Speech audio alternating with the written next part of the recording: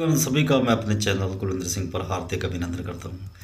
तो सबसे पहले तो सभी को आदाब, नमस्कार, सत श्री अकाल और गुड इवनिंग। जैसा कि आप जानते हैं कि जाट फिल्म ज़बरदस्त बिजनेस कर रही है। हालांकि हेटर्स के हिसाब से तो अभी भी सही बिजनेस नहीं कर रही, क्योंकि उनको आदत पड़ी हुई है वही कि गदर टू की तरह क्यों नहीं कर रही। हर फिल्म गदर टू नहीं होती, हर चमकती चीज़ सोना नहीं होती। यहाँ मैं बात बिजनेस की नहीं कर रहा। आज मैं इस बात की तहकीकात करने आया हूँ कि सनी देओल को बॉलीवुड के डायरेक्टर्स, एक अनिल शर्मा को छोड़ के, राजकुमार संतोषी को छोड़ के, राहुल रोहिल को छोड़ के, गुड्डू धनोआ या एक दो और छोड़ के सही तरीके से प्रेजेंट क्यों नहीं कर पाते। जब भी कभी साउथ का डायरेक्टर और बॉलीवुड का, हिंदी सिनेमा का कोई एक्टर मिलते हैं तो जवान, गजनी, जाट, इस तरह की फिल्में सामने क्यों आती हैं। शाहरुख खान को भी एटली का सहारा लेना पड़ा। तो जब साउथ का डायरेक्टर आता है और बॉलीवुड का एक्टर मिलते हैं तो फिल्म एक अलग ही रंग में नज़र आती है। हालांकि सिकंदर के साथ ये फॉर्मूला फ्लॉप भी रहा। लेकिन यह बात होगी सनी देओल की। सनी देओल की प्रतिभा को साउथ इंडियन डायरेक्टर्स ने पहचाना। खास करके मैं गोपी चंद को क्रेडिट देना चाहूँगा कि उन्होंने सनी देओल को वैसे ही प्रेजेंट किया जैसे वो 90s में जीत, जिद्दी, सलांखें, घातक टाइप फिल्मों में काम किया करते थे। जाट भले ही अर्जुन की कैटेगरी की नहीं है, गदर 1, गदर 2 की कैटेगरी की नहीं है, लेकिन सनी देओल का कमबैक के लिए इससे परफेक्ट लॉन्चिंग पैड नहीं हो सकता था। सनी देओल ने जो पास्ट में काम किए हैं, अब गदर 1 का जो रोल उन्होंने किया है उस रोल में आप किसी और एक्टर को देख सकते हैं।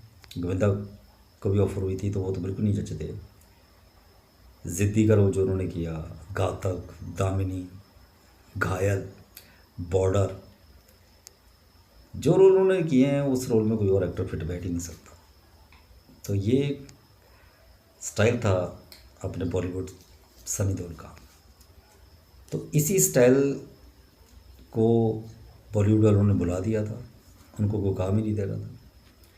यहाँ तक कि आदित्य चोपड़ा ने जब उनको पृथ्वीराज चौहान में मूवी में पृथ्वीराज चौहान बनाने की कोशिश की तो आदित्य चोपड़ा ने सनी देओल के नाम पे विचार करना भी ठीक नहीं समझा। उन्होंने ये कह के सनी देओल को रिजेक्ट कर दिया कि Sunny Deol is not a saleable star. Akshay Kumar को लाओ जो सेलेबल है। फिल्म का क्या हासिल हुआ आप देख सकते हैं। तो सनी देओल के 15-20 साल ऐसे ही वेस्ट हो गए। सनी देओल को सही तरीके से कोई प्रेजेंट करता है तो अनिल शर्मा, राजकुमार तो संतोषी या राहुल रुपये या किसी हद तक गुड्डू धनोआ।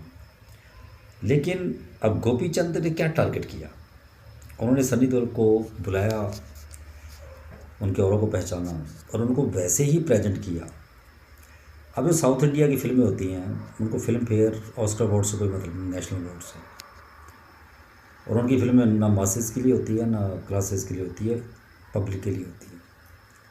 तो यहाँ भी आपने देखा कि उन्होंने सनी देओल को सही तरीके से पेश किया। भले ही यह फिल्म गदर 1, गदर 2 की तरह बिजनेस ना करे, लेकिन लगभग 90 करोड़ के आसपास तो जाने वाली है।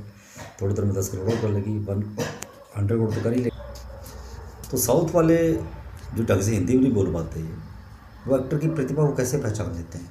बॉलीवुड वाले क्या करते हैं, बॉलीवुड वाले फिल्में ऐसी बनाते हैं कि जिनका कोई सिर पैर ही नहीं होता, जो एक्टर की प्रतिभा के साथ न्याय नहीं करती। अब देख लीजिए सनी देओल को क्या क्या उन्होंने ऐसी ऐसी वाहियात फिल्में में पेश किया जिनका कोई सिर पैर ही नहीं होते थे। हालांकि जाट को भी कुछ क्रिटिक्स ने बेस सिर पैर की फिल्म कहा है, लेकिन आप सनी देओल का प्रेजेंस देखिए। फिल्म की स्टोरी की बहुत महान नहीं है, आम स्टोरी है, लेकिन क्या प्रेजेंट किया गोपी चंद ने।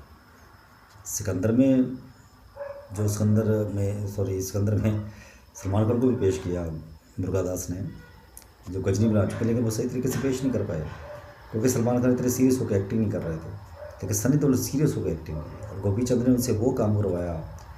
उसका ट्रेलर ही आके लोगों ने फैसला कर लिया था कि फिल्म जरूर देखेंगे। टीजर आया, गाने भी ठीक ठाक हैं।